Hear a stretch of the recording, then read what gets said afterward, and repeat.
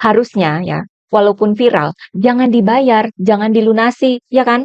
Dengan begitu kan makin kelihatan kekuatan keluarga Jokowi yang nggak takut sama Bu Sri Mulyani maupun Pak Luhut. Yang ini saya bercanda ya. Kita jarang ya ngomongin putri Pak Jokowi, Kahiyang Ayu. Isu yang makin seru kan sekarang ini ya soal pemakzulan Gibran dan dugaan ijazah palsu. Bukannya makin dingin dan menghilang, kedua isu ini malah makin merajalela. Saya sudah menyebut dalam video sebelumnya bahwa pihak Jokowi sekarang ini sedang kelimpungan, makin terpojok dengan banyaknya isu. Sehingga kurang waspada untuk menjaga diri. Maksudnya, menjaga agar tidak ada isu negatif baru lagi yang muncul, yang bisa bikin mereka makin terpojok. Namun, gara-gara Kahiyang, akhirnya Pak Jokowi kecolongan. Ini terjadi ketika Pak Jokowi mendatangi Polda Metro Jaya untuk melapor terkait isu ijazah palsu. Hari itu seharusnya menjadi panggung politik besar buat seorang Jokowi, mantan Presiden RI 2 periode, karena menjadi cerminan kekuatan Pak Jokowi. Di Solo, pada saat yang sama sedang berlangsung sidang mediasi gugatan ijazah palsu, di mana yang hadir hanyalah kuasa hukumnya Pak Jokowi bernama Irfan. Sedangkan Pak Jokowi sendiri kan di Polda Metro Jaya, di Jakarta. Seolah-olah Pak Jokowi memang sengaja memperlihatkan bahwa dia tidak peduli dengan sidang yang di Solo, di mana di Solo itu Pak Jokowi yang digugat. Pak Jokowi seakan memperlihatkan bahwa bagi beliau lebih penting untuk menggugat atau melaporkan 5 orang yang menuduhkan isu ijazah palsu di Jakarta. Sampai mengerahkan 15 pengacara kan ya. Jadi yang di Solo dicuekin aja. Yang di Jakarta ini yang rencananya akan digeber besar-besaran. Memperlihatkan kekuatan yang dipunyai oleh seorang Jokowi. Namun, apa daya? Sudah punya 15 pengacara, masih kecolongan juga. Masalahnya itu di mobil yang mengantar Pak Jokowi ke Polda Metro Jaya. Entah yang tajam itu mata netizen atau matanya awak media ya. Kemudian terbongkar bahwa mobil yang dipakai Pak Jokowi ke Polda Metro Jaya itu menunggak pajak per tanggal 30 April waktu itu ya. Media dan netizen yang mengecek ke situs Samsat Jakarta menemukan bahwa mobil itu menunggak pajak sebesar hampir 6.400.000 rupiah. Ya, sekitar 6.360.000 sekian gitu ya. Kok media dan netizen sampai teliti sekali melihat tunggakan pajak mobil itu? Ya iya dong, kan mobil yang ditumpangi sama mantan presiden 2 periode. Kalau mobil yang saya tumpangi atau teman-teman, ya mungkin nggak bakalan dikepoin ya. Siapa kita kan, hanya rakyat biasa. Beda sama Pak Jokowi yang mantan presiden dan bapaknya wakil presiden. Pastilah dikepoin media dan netizen. Jumlah uang tunggakan pajak itu kan kecil ya buat sekelas Jokowi dan keluarga. Kok bisa nunggak sih? Dari soal tunggakan pajak ini saja sudah cukup memalukan ya. Ternyata ada lanjutannya yang gak kalah memalukan. Setelah ditelusuri oleh pihak media, ternyata mobil tersebut bukan milik pribadi Pak Jokowi, melainkan milik sebuah perusahaan bernama PT Indonesia Berlian Yasa Wirya. Wah, nama PT-nya aja pakai berlian ya. Gak sembarangan nih perusahaan ya. Ternyata perusahaan itu merupakan milik putrinya Pak Jokowi, Kahiyang Ayu. Dari media disebut bahwa Kahiyang Ayu merupakan pemilik saham mayoritas di PT Indonesia Berlian Yasa Wirya itu. Alamat perusahaannya di Jakarta Selatan. Perusahaan itu bergerak dalam 55 daftar kegiatan usaha sesuai klasifikasi baku lapangan usaha Indonesia. Dari usaha kehutanan, budidaya ikan air tawar, reparasi mobil dan motor, konstruksi gedung ya, industri besi, baja, karet, plastik, farmasi, hingga industri produk dari batu bara. Kegiatan usaha lainnya antara lain periklanan, real estate yang dimiliki sendiri atau disewa, real estate atas dasar balas jasa, serta perdagangan besar perhiasan dan jam. Wow, banyak dan luas ya kegiatan usahanya. Siapa yang tahu tentang perusahaan milik Kahiyang Ayu ini, kalau bukan karena mobilnya yang nunggak pajak itu dipakai Pak Jokowi ke Polda Metro Jaya. Gak bakal ada yang tahu kan ya. Sekarang kan publik jadi tahu dong nama perusahaan ini. Saya jadi ingat ya, kasus Mario Dandi, anak Rafael Alun, mantan pejabat pajak tahun 2023 itu ya. Mulanya menyerempet ke bapaknya kan gara-gara ketahuan bahwa mobil mewah yang dia pakai dan dia pamerkan ternyata menunggak pajak. Dulu kan jadi sangat ironis ya, mobil anak pejabat Ditjen Pajak ternyata menunggak pajak. Sedangkan sekarang mobil perusahaan anak mantan presiden yang juga adik wakil presiden dipakai oleh bapaknya, mantan presiden yang juga bapaknya wakil presiden.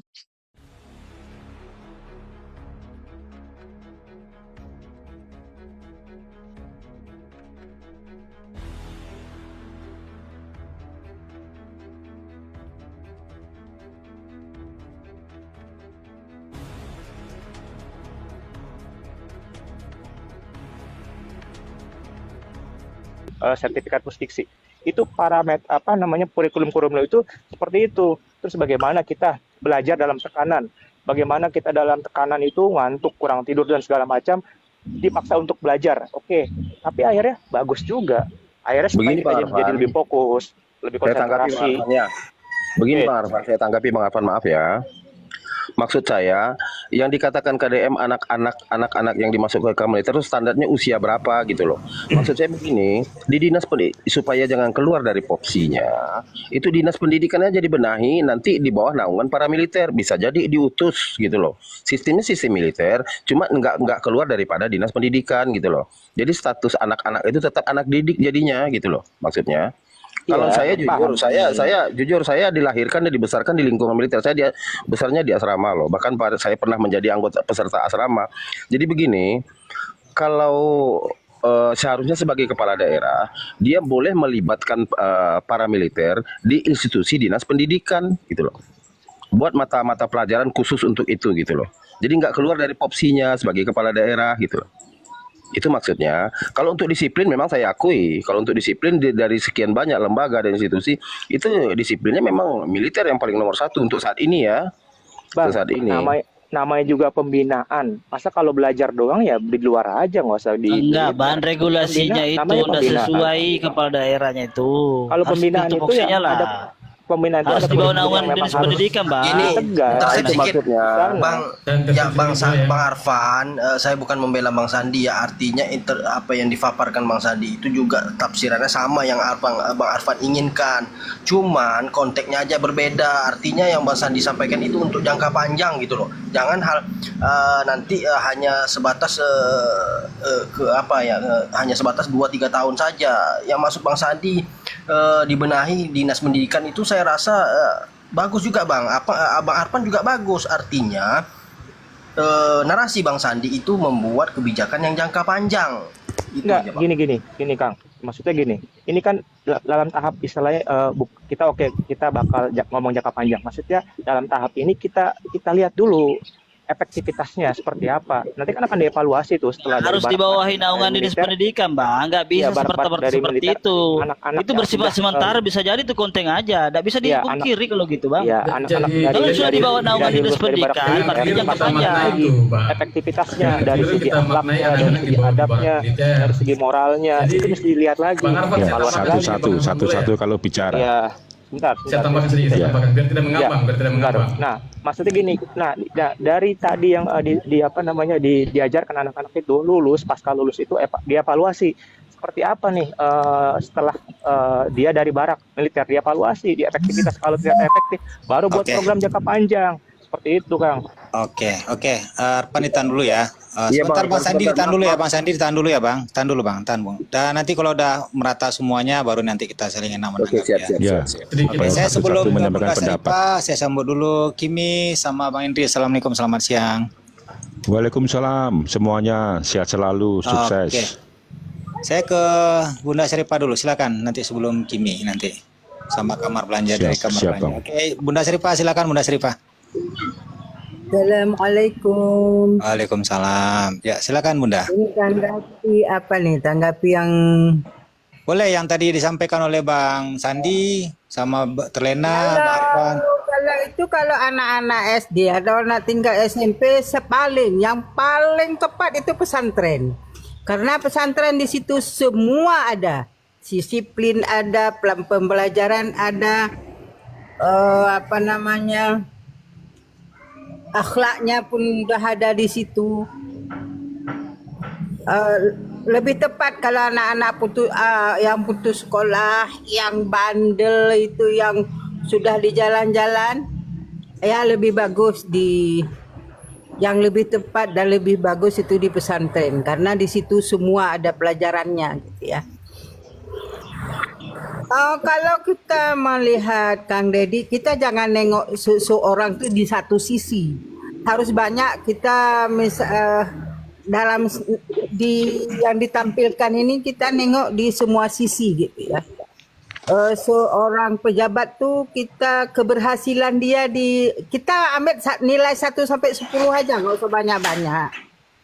Berapa yang dia sudah berhasil yang dia buat, dan kita jangan jangan berseuzon lah kepada orang, kita kepada siapapun gitu ya. Kita lihat aja yang terbaik di sisinya, apa yang baik dibuat, apa benar atau salah itu tanggungan dia gitu. Cuman kita jangan sangat-sangat terpengaruh dengan yang dia tampilkan. Cuman kita harus hati-hati ya, karena kita sudah salah di 10 tahun yang lalu.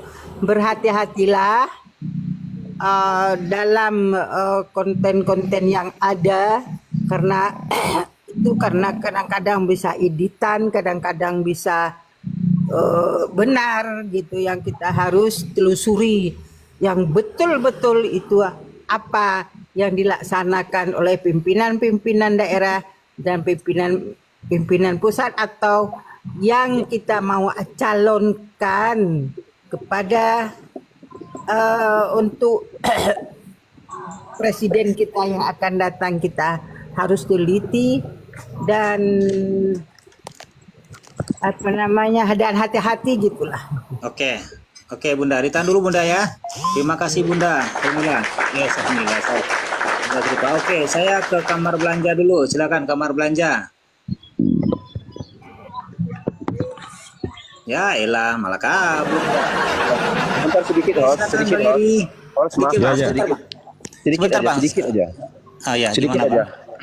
Ya, saya cuma mengingatkan bahwa materi mata pelajaran kita di sekolah-sekolah itu dulu kan ada namanya PBB. PBB itu kan di bawah naungan militer itu sebenarnya. Apakah mata pelajaran itu sudah dihapuskan dari pendidikan kita? Itu aja. Sudah lama dihapuskan. Nah, itu. Begini, saya ingat PBB dulu pelajaran olahraga tuh. Iya. Oh ya PBB, ya PBB. Ya, itu kan di bawah naungan militer itu.